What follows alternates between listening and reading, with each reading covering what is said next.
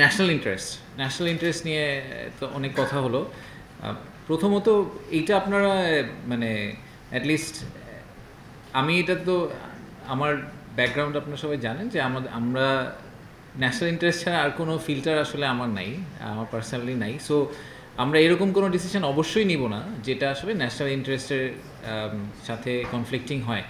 So কিছু for example আমি জানি এটা নিয়ে অনেক কনফিউশন আছে যে মিরেশ্বর ইকোনমিক জোনে একটা ইন্ডিয়ান ইজেড আছে কি না, বাট জানি না, এটা আমরা মনে হয় কোনো একটা জায়গায় একবার কভার করার চেষ্টা করেছিলাম। ইন্ডিয়ান আসলে একটা মিরেশ্বর ইকোনমিক জোনের যে অরিজিনাল মাস্টার প্ল্যানটা ছিল হচ্ছে 33,000 একরের। সেই মাস্টার প্ল্যানটাকে আমরা কেটে ফেজ 1-এ ছোটো করে প্রায় 10 থেকে 15,000 একরের মধ্যে কমিয়ে নিয়ে এসেছি, কারণ আমার বিশ্বাস যে এত জায়গার আসলে দরকার নেই সরকার। বাকিটা আমরা সেকেন্ড ফেজে বা থার্ড ফেজে হয়তো দেখতে পারি। আর ভারতীয় অর্থনৈতিক অঞ্চলে যে কথাটা বলা হয় সেটা আসলে কাগজে কলমের একটা অর্থনৈতিক অঞ্চল। এটা অরিজিনাল মাস্টার প্ল্যানে ছিল, কিন্তু এটাকে কখনো আসলে কোনো ধরনের সিগনিফিক্যান্ট প্রোগ্রেস বা কোনো কাজ করা হয়নি। ওখানে যে এলাকাটাকে মাস্টার প্ল্যানে ইয়ারমার্ক করা আছে সেটা একটা বনাঞ্চল। সো মানে practically there is no progress বা সেট আপ। সো এটা নিয়ে অনেক মিসকনসেপশন আছে পাবলিক ডোমেইনে এবং জার্নালিস্টদের কাছে।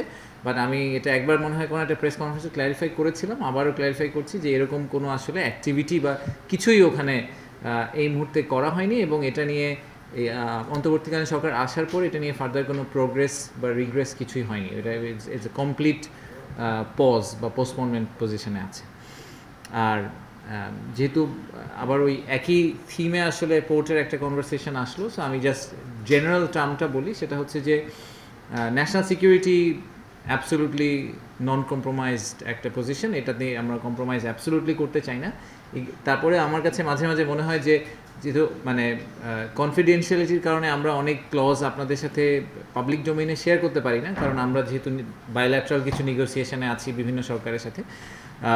বা এগেন আমি এতটুকু বলতে পারি যে আমাদের প্রাইমারি অবজেক্টিভ হচ্ছে যে চিটাগং পোর্ট আসলে কিন্তু শুধু চিটাগংয়ের পোর্ট না, সমগ্র বাংলাদেশের পোর্ট। ইনফ্যাক্ট আমরা বলছি যে এন্টায়ার সাউথ এশিয়ার রিজনের একটা ইম্পর্টেন্ট পোর্ট, রাইট? যে সেভেন সিস্টার্সের কথা বলা হচ্ছে বা নেপাল ভুটানের কথা বলা হচ্ছে, সবার জন্যই এটা প্রাইমারি।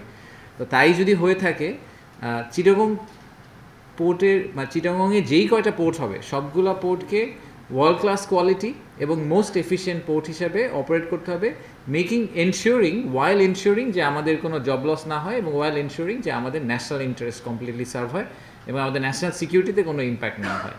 তো এই এই এই থিমের উপর বেস করে আমরা যাবতীয় আসলে কথাবার্তা বিভিন্ন দেশ এবং বিভিন্ন কোম্পানির সাথে করছি।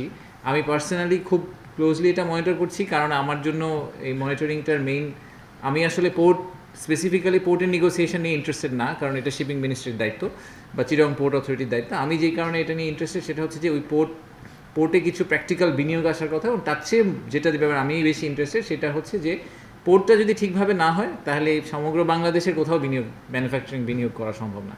সবার একই কমপ্লেন যে বাংলাদেশের প্রোডাক্ট ডোর টু ডোর যেতে ফ্যাক্টরি আউটডোর থেকে আমাদের যে আউটলেট, সেই ইউরোপের আউটলেট বলেন আমেরিকান আউটলেট, যেই সময় লাগে ভিয়েতনামে এর 3 ভাগের 1 ভাগ সময় লাগে। সো এই গ্যাপ আমরা রিডিউস করতে না পারলে হবে না।